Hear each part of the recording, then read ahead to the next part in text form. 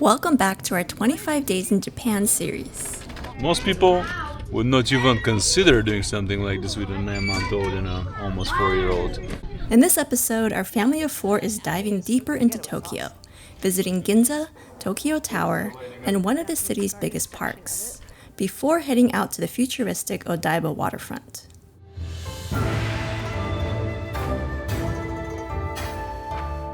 But first, we're starting off with the Tokyo Fire Museum in Shinjuku to learn more about the Tokyo Fire Department's history and entertain the boys. Fancy. It is fancy, huh? So we're starting today off at the Firefighter Museum, which was right off of the train station here. So very easy to find, and as you might be able to tell, it is aimed at kids and kind of showing them what firefighters do. A lot of it is in Japanese, but some of it is translated, and I think, if you understand what firefighters generally do, you can kind of surmise what's going on here. But it's nice that this is here. It's actually at the fire station, so there are real firefighters, I believe, somewhere in this building. But I do like the idea of just like showing kids in a kid-friendly format, like what firefighters do. And Martin also made the point that it's nice that they're portraying firefighting as a career that's heroic, because it really is, and it's necessary, and you do need, future firefighters. So it is a good idea to be, not just for firefighting, truly for all professions, to be showing it in a positive light and getting kids educated about it and also interested in it. For lunch, we decided to try something different and went out for Burmese cuisine. We loved the clay pot soup, while the boys devoured the noodles. Yeah, I'm getting the green stuff off. How's the noodle, Juju? Good. Yeah. I guess he likes Burmese noodles. So we've arrived here in Tokyo Station. It's our first time here, at least my first time here. And this building behind us is part of the train station, but it's also the Tokyo Station Hotel. And we've got some really tall, imposing buildings all around us as we're walking through this plaza. So now we're inside the very chaotic Tokyo Station. And it looks like the Shinkansen, or the famous bullet train. You can get your tickets here, maybe even board it. We're not going to take the bullet train on this trip, some other time. But if you are looking to take it, this is definitely where to do it. The biggest problem we're having is really navigating the train stations themselves. They're too large and too complicated and too busy. And it would be actually quite all right if it wasn't for the fact we always need an elevator. Exactly. So what ends up happening is we're burning like 20 minutes of walking to find the elevator and to get through these stations. It's crazy. Finally, found an elevator. Yeah, I don't know if it works. I'll be one does. Yes, that is another complication. Sometimes you find an elevator, but it doesn't take you where you want to go. So you gotta find the right elevator.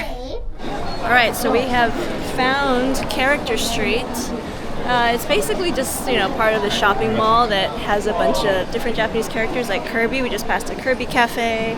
We found some Curious George items here. We do have a fan in the family. We do. One of his earliest characters he was into. The earliest. So I'm not really into any Japanese characters except for Studio Ghibli's. So I got a mug from my favorite Studio Ghibli movie, Spirited Away. I don't know what it is about that movie, but I can watch it over and over and over again. It is my absolute favorite Miyazaki film. And we're gonna keep walking down. Yeah, I think the only other character here I'd recognize is like a Pokemon. There's supposed to be a Pokemon store. I can't believe Pokemon is still a thing. Like, it's kind of crazy. I don't even recognize any of the Pokemon that are around right now because they just keep evolving. This cat is cute. I have no idea the context of it, but Mofu-san's. It's super cute. So we finished in Character Street. It wasn't the biggest thing ever, and it is very specific to certain characters. But there's also food. There's supposed to be a Ramen Street down here, so we are looking for the Ramen Street. We're on it. But okay. So Ramen Street continues on this other side. Notice that a lot of these restaurants have like these like vending machines they're not really vending machines, but they just let you place your order and pay. So you just place your order and then you can sit and get it quickly without interacting with a person, which obviously has its pros and cons to not interact with a person, but it makes the experience in theory go a lot faster. Really good ramen, actually. It was delicious. I had like a dry style soupless ramen with like uni and truffle in it, and it was really, really good. And the ramen that Martin had actually had seafood broth. Usually the broth is made out of pork broth or bone broth from pork or chicken, but his was like seafood based, so it was nice to have something different style of ramen. Anyway, now we are on a never-ending quest to find the way out. It's my message to the elevator saga.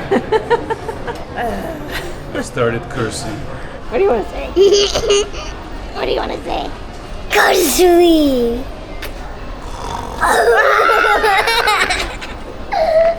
Obviously here in Tokyo we're in camera world. We have yet to visit a camera store, just we haven't found the right time to do it or the right store to visit, but here's a little sample of some of the cameras here. So this is the center of Ginza, and first time I came to Tokyo I never bothered to come here because it's like Western, supposedly high-end brand, but if you've been watching the latest revelations, all the stuff is made in China for like $3 and then sold for $300 to Westerners or richer people, so it's kind of a scam, honestly. But anyway, it used to be high-end luxury stuff, now it's just priced as such, but it's like Western, you know. So if you're gonna bother coming to Tokyo, I'm sure there's good stuff in Ginza, but what I see here is Armani, whatever, Versace, Coach, you know, Boss, all that stuff we have everywhere in the West.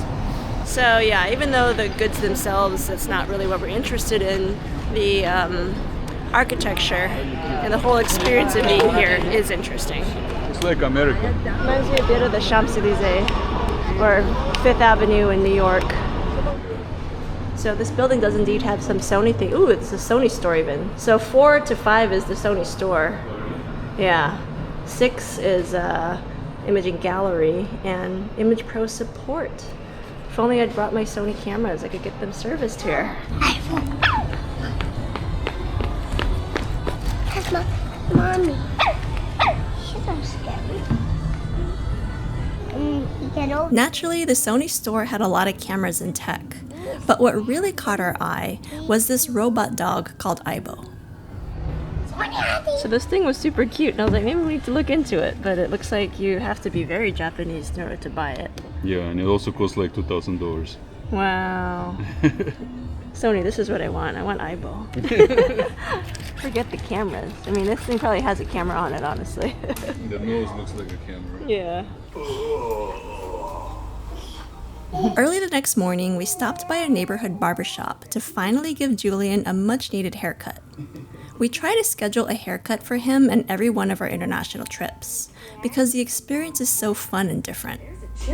I had a haircut. You did? Yeah. Very handsome. Yeah. I got new shoes. You got new shoes? Yes, you did. Yeah. You put them on all by yourself? Yeah. On the white feet. Yes. It's wet today. Yeah, it's That's why. rainy. Huh? It's rainy too. Yeah, that's a lot of rain. Rainy days in Japan are more common than you might think, so it's important to always have rainy day backup plans. So pretty much everyone who who had recommendations about coming to Tokyo recommended coming to see this TeamLab's digital art museum. There's actually 2 in the Tokyo area, but the TeamLab's Borderless is the one that seems to be closest to where we're staying. And so because it's raining today, we made the trek to try to find this digital art museum. We did indeed find it, but turns out tickets were sold out for today. They're actually sold out until Monday. And so it's one of those exhibits that you need to reserve the tickets in advance in order to get inside. Otherwise, you're kind of out of luck. And it seems like a lot of the attractions here have turned into that. It's the same thing at the Ghibli Museum, which is something that we did want to see. That one you actually have to reserve at least a month in advance. And so a lot of those things we didn't really do for this trip because, again, we've got 2 young kids, and so it wasn't really a priority to make it into those things. We didn't want to go through the hassle of being on a schedule, because a lot of the tickets are also timed entry, so you have to show up at a certain time to get in. And so that just means next time we'll have to come back on a trip and do those activities another time. All right, so even though we can't do this digital art museum, we are going to explore this building since we're here and it is still pouring rain outside. I like this place. It's spacious and modern, and everything is super clean and smooth. Everything. The atmosphere is great, and the goods they sell are expensive, but they're pretty European. Oh yeah, well, this would be where we get a proper croissant. What are you feeling? I'm not happy. Are you sweet? No. On the 33rd floor, there's a cafe and a bar with an observation deck offering stunning views of Tokyo Tower. While there's a 500 yen cover charge and you must order 1 drink per guest, it was a great place for us to wait out the rain.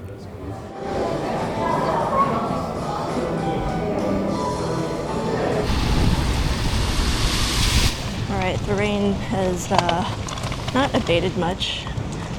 We are going to check out this Don Quijote, or as Juju likes to call it, Don Quixote. Also known as Donkey, this Japanese discount mega chain is famous for its wide range of products, as well as its eccentric atmosphere and low prices. This kind of feels like a real-life Amazon to me, where it's like all these products and you can see them in real life and test them out in real life, which is kind of nice. It's just cool. You can get like your false Japanese food items like as magnets. This looks pretty real, actually. Looks like real sushi. You may have heard that Japanese Kit Kats are a thing. Unfortunately, don't have space for them, but ooh, that looks really good. Blueberry cheesecake Kit Kat. Like, wow. Yeah, look at that. There's a grape Pocky. I've never heard of grape Pocky. Pocky made with Nagano grape juice. That sounds kind of nice. I like that. Yeah. So places like this are a good example of why it's good to have a narrow stroller, so it'll actually fit through the aisles. So this Ergo Baby fits well, but the Uppa Baby definitely would not. We found my heaven. Bags. Are there enough bags here? Questionable. There were over 600 locations throughout Japan, and it's popular among both locals and tourists. So in Hawaii, we actually have Don Quijotes all over the place, and they're kind of like Japanese grocery stores. But this definitely has more than just like groceries in it. Like, I've never seen a Don Quixote with costumes in it and a whole sex toy aisle. So kind of cool to see it here in Japan. Oh. Okay. No, Leo got I scared. know, sorry. I introduced Juju to the rubber chicken. Leo got scared. Oh, Leo. So that was a Don Quixote, or at least one of them here. And I'm guessing that they're all maybe about as big and as crazy as that one is. But now it is about 4:20 p.m. It's still misting, but it's significantly less wet than it has been all day. So we're going to explore this neighborhood of Roppongi. Actually, the main objective here was to find a giant spider.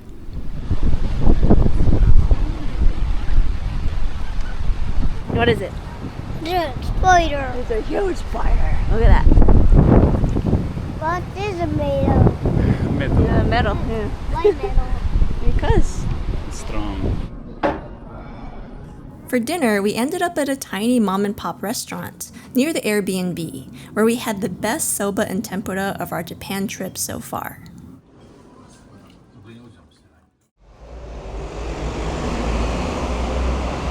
So today, as you can see, there is no more rain. It is still cloudy and it feels a little humid almost, so there's still some moisture in the air, but it is not pouring like it was yesterday. So we hopped on the train, took it just 2 stops away, and we're in a quieter part of town, which is what we're seeking. We don't want anything too crazy today, at least not for the first half of the day. I don't know if you know, but the Japanese are very much into French bakeries, and so am I. So here is actually a good place to take it. And if you are not in France, you can get the second best, I think. And so Julian's been eating croissants like crazy, like in Paris. And Suzi's laughing because we're like, why are we here eating croissants? She's eating the fishy stuff and the jelly, whatever that was, slimy stuff. But Julian is eating croissants. I mean, to be fair, when you've got kids, you have to feed them what they're actually going to eat. And so at least he's being a little balanced this way because he is eating Japanese food as well. But, you know, it doesn't hurt to give him some treats from home. And these are, you know, elevated treats from home, or better versions than what we get at home. And now we're looking for breakfast. I'm very hungry. It won't be French though. Even though that does look good. But yeah, we're not here to eat French food because we already did that last year. Literally like a year ago, we were eating French food in France. We settled on Hoshino Coffee, one of the nearby spots that served a Western-style breakfast. But I was pleased to find Ogura toast on the menu too. This was something that I discovered earlier in Lake Kawaguchi. After breakfast, we took a walk around the neighborhood, ending up at the Asagaya train station of the JR line. Aha! We just got off the train somewhere out here in the outer boroughs, like west of Tokyo. And it's a giant station yet again with tons of people. And I don't even know if this is considered Tokyo anymore. But it really makes you wonder just how much infrastructure did they build here. It's all built since World War II, 1945. So they built and they built and they built in just several decades. It makes everyone else look like a slug. It's crazy, man. The elevator saga is just non-stop for people with strollers. It's hard. It's just us right now. 3 members there. It looks pretty urban here. We took a train, so we were already about 20 minutes, 10 minutes east or west of Shinjuku. Mm-hmm. We take a train for almost an hour west of Shinjuku, or Nakano city further. And we came here, Tachikawa or something. And it's very urban still. Like this metropolis goes for hours in every direction. Another example of just how extensive the biking is here. Look at this bike parking lot in there. Well, it was a short walk from the train station and we made it to this giant park. The reason I came here, or I brought us here, is that this is actually a national park. It's somewhat urban. It's kind of in the suburbs, but it goes for a very long time and it's supposed to have some really nice gardens. So I wanted to see what that would be like in a place like Japan. Once again, we're climbing big grassy hills with stroller. This time 2 kids on it. Because someone's being a little bratty, but that's okay. Because daddy is strong, right? Daddy can do everything. We have finally made it to the gate of the actual national park. So we've walked to this tiny corner here. Right up here we are, and then the whole thing goes down this way. Supposedly there's a machine that may speak English. So yeah, this is what greets you as immediately the entry kind of central feature, but there's a lot more forward. It's done in the style of the grand European parks. I think this here is called the Ginkgo Promenade. All the trees are ginkgo here, which also is true on the street we're staying on, where our apartment is. But I've been thinking of planting ginkgo in our house because I love the way they turn golden in the fall. Over here we're approaching the central feature of this whole part, as this fountain totally surrounded by blooming rhododendrons. Very, very nice. I didn't realize it was that nice when I looked at it from the distance. So let's go take a look. So at 7-Eleven they had a bunch of snacks, including smoked tongue. And we all really like tongue in this family, so we're not sure what kind of tongue. I'm assuming it's pork.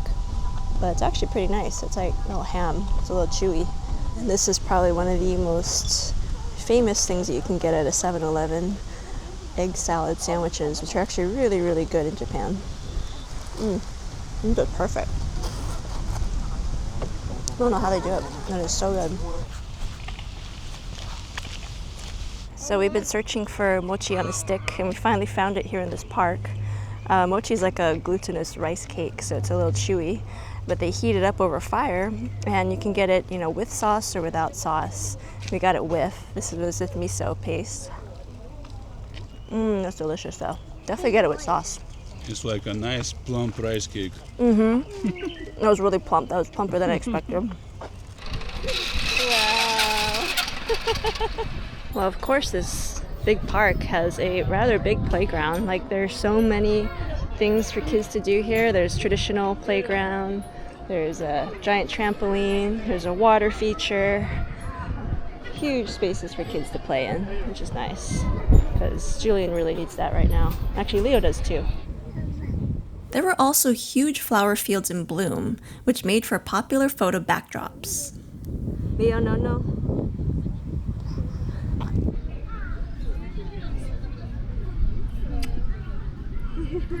Park keeps going and going, but we've now gotten to the Japanese garden section of it. The Japanese garden here features Japanese landscaping, and it's the largest state-owned Japanese garden. It's a beautiful place for photo opportunities, but it's also very serene and peaceful. Zink, zink, zunk. So it looks like we're in some Japanese farmland, but we're still inside of this park. This park is nuts. It has so many different terrains in it. And yeah, it's cool just how much you can see inside of one park. So we've got like less than 45 minutes until they actually close, so we're trying to see as much of it as we can.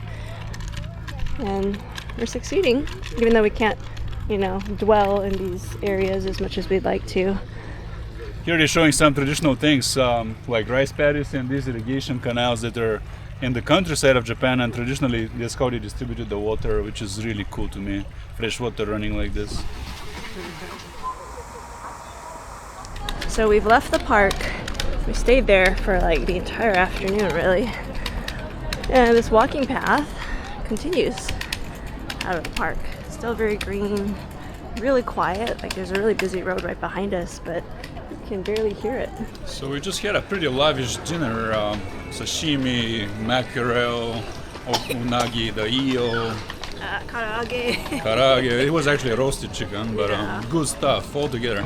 I ate meat, but that had some bones. Yeah. You hit unagi. That was what had a little bit of bone. Everybody satisfied. $65 for a family of 4. Yeah, really good, fast service, good service. Oh yes, and then we forgot the baby carrier. Yes, we did. Yeah. So now Juju has to ride, even though he's very tired, and he's being a sport and a good boy. Yeah. I promise him tomorrow we'll have the carrier. First time I'm seeing him. What is it, Gigi? Godzilla. Yep, we found another one. And this is allegedly the largest statue of Godzilla in Japan, located in Hibiya Godzilla Square.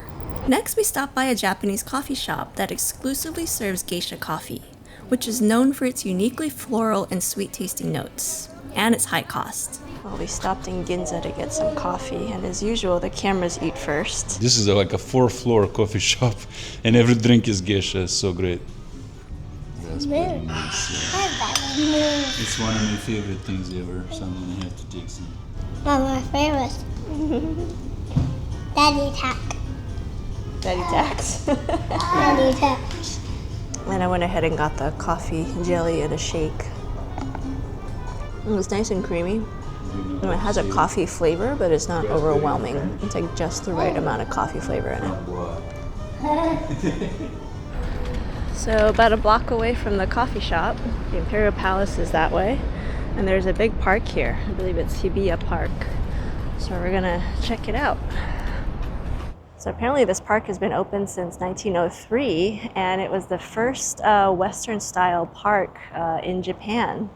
So it is quite nice. It is next to a busy road, so it gets a little bit noisier than some of the other parks that we've been to, but it is quite large, very green, and not terribly busy, which is nice. You can get away from crowds here, at least on a daylight today. There's some kind of dead troll over there. Are you sure it's a dead troll? It might Yes. be a Buddha. Yeah, this is neat. I like how this is done. It's got plants coming out of it. The sculpture itself looks like it's made out of some kind of mud, or maybe it's some kind of material designed to look like mud. But yeah, that looks pretty muddy to me. For dinner, we ended up back in Nakano City again. What can we say? We really love the dining scene here.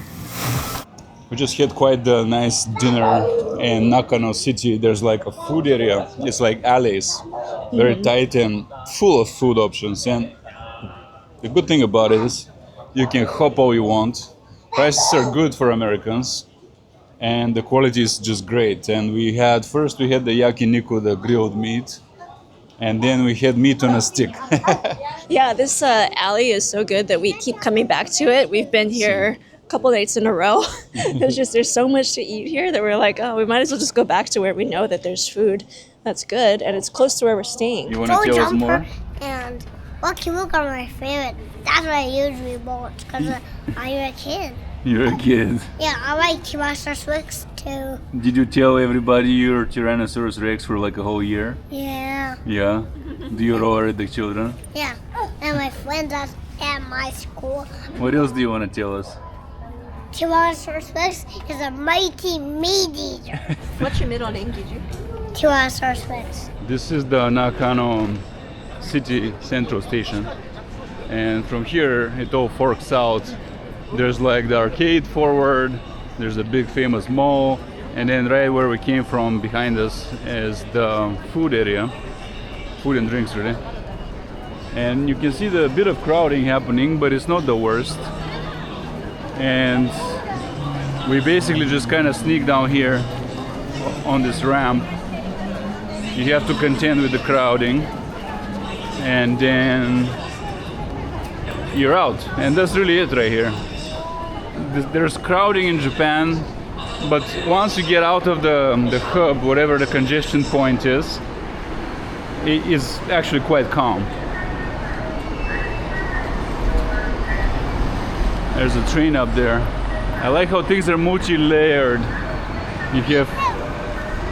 Here you go. Trains. Trains, yeah, you love trains. Yeah. You see one? Yeah. Yeah.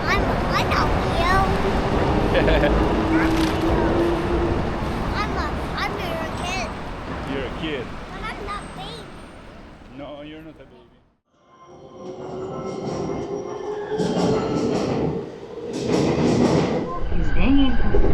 京王井の頭線、地下鉄銀座線。 It was a little chaotic, but we've made it to our first stop of the day here in Ebisu.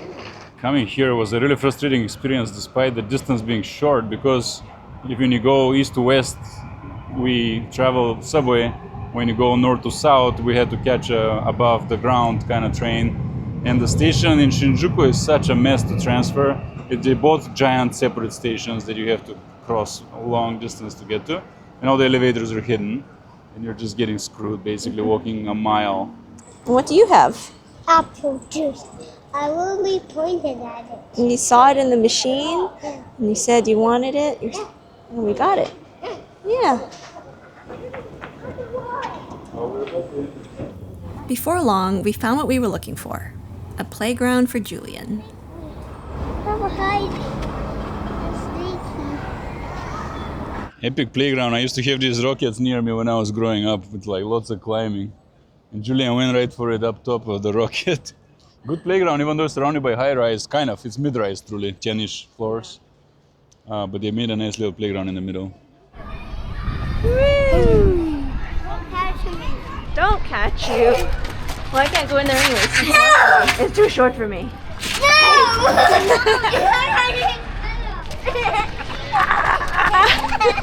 All right, well, we took another train, and we've ended up in a totally different part of Tokyo now.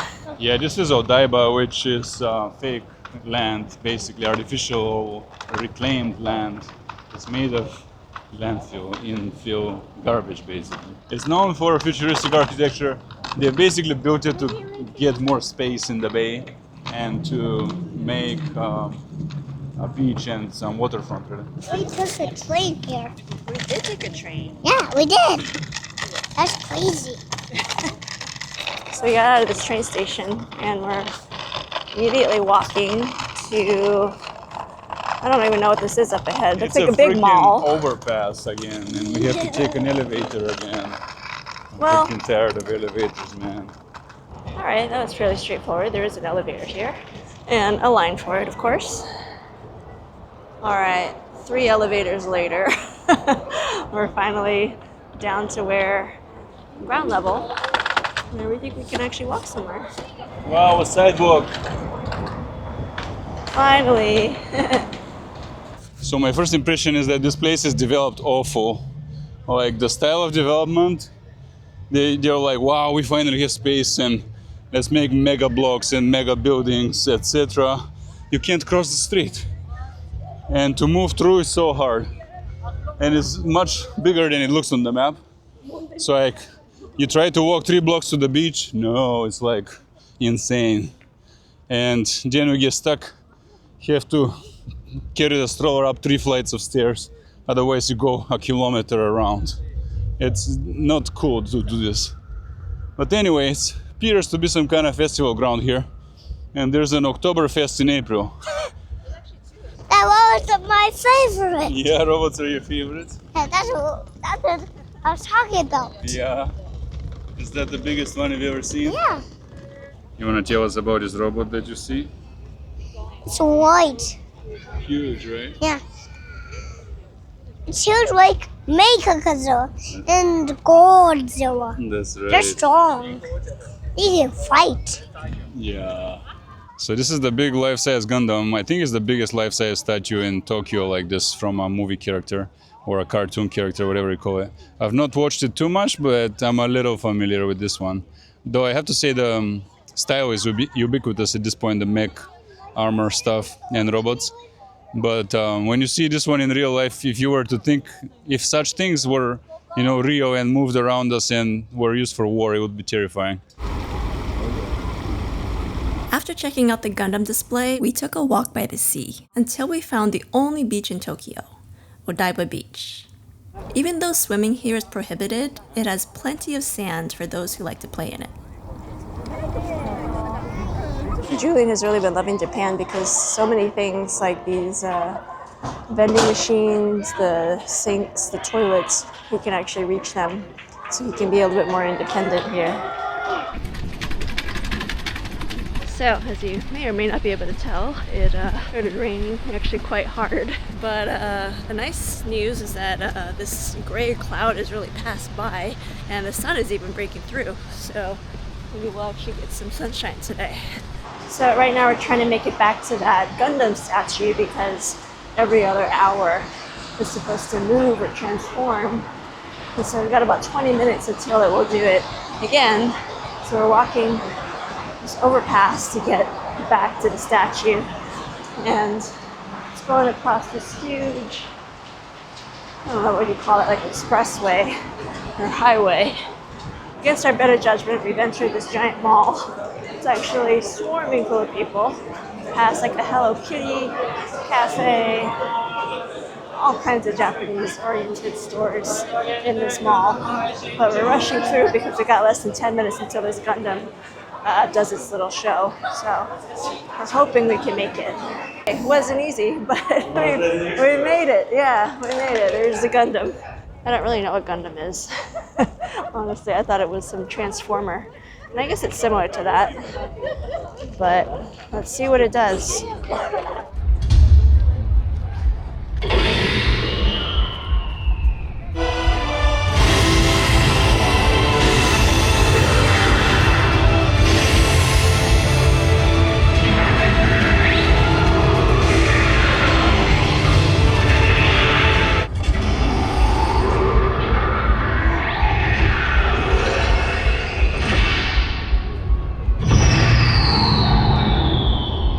Just opens his eyes and that's it. I think so. I was thinking the same. I was like, that better not be it. Yeah, my God. There, it kind of came back. Oh, he's still going a little. Everybody prematurely scattered. But yeah, that He lit up. wasn't terribly exciting, to be honest. They're going, but you can see his eyes now. Yeah. So yeah, maybe this hits different if you're an actual Gundam fan. Alright, we made it to the Gundam base. Apparently Gundam is still going. It started in the 70s and they're still making episodes. So we went in and we saw part of this Gundam base, which is basically just a big store. But the main part of it is actually like ticketed. And it looks like they do like a random lottery to be able to enter that part of the store. So we couldn't even go in, but it's fine because we don't really care all that much about it. But if you do, make sure that you get your tickets in advance if you want to get in. Have you ever seen horse sashimi, raw horse meat from a vending machine? From a vending machine. Oh, I can't do it. I can't. For a horse, man. $20-something to get a random item of raw horse meat sometimes. Oh, this is caviar at least. So this one doesn't vend raw horse meat, Right. but that one does. Yeah. But there's an element of randomness, it says. Oh. It's not exactly sure what you'll get. So Huh. it says delightful each vending dispensed randomly according to your meat selection. Huh.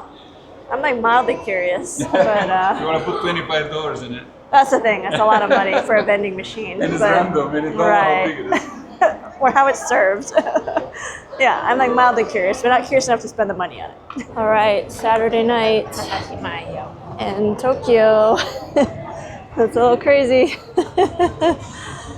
There are a lot of people here, but like everyone is actually keeping their distance pretty well, minding their own business. So it actually feels pretty safe. It doesn't feel super chaotic, even though there are tons and tons of people here.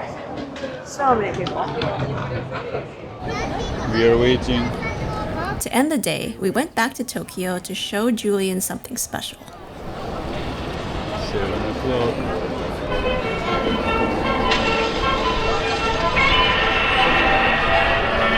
I heard a roar. Big fire. It was Godzilla! Real Godzilla! On the next episode of our 25 Days in Japan video series, we leave the urban atmosphere of Tokyo and start to head to the coast, first stopping in Kamakura, as well as Ito and Atami, to begin exploring the beaches of Japan, which end up being so much more stunning than we could ever anticipate. Here he goes. This is actually kind of slow.